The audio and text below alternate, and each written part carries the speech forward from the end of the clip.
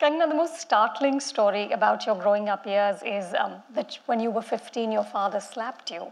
And you actually turned around and said to him that... And if you're such a timid person, she's, I think you're really curious about how can dad slap his daughter? No, I'm more curious about where. So she turned around and she said to her father that if you touch me again, I'm going to slap you back. Now, where does that come from? Where? That I think just a rebel within, and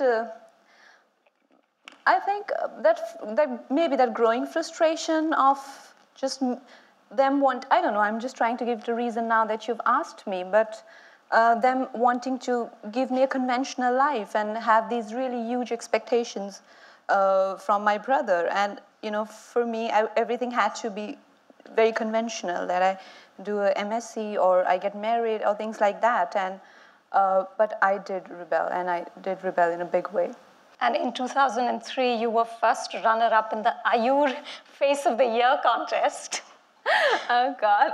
What did that first bit of fame feel like? Were you thinking about acting now? I think I was thinking of the worst thing that I could ever do around that time. That was the phase where I just got exposed to the city life and being in a hostel and being with these girls who speak in English and who wear shorts and who smoke without warden's permission. And I was like, okay, this is what I want in my life. And this is, then I went, this is who I want to be.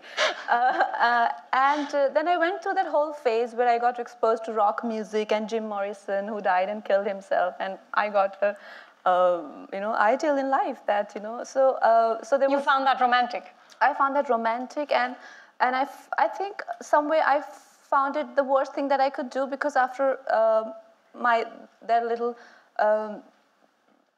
fight that I had with my parents, I really thought that that's okay, I'm supposed to be the scapegoat of the family, so I much rather do the worst thing just so that I can, at least get some attention.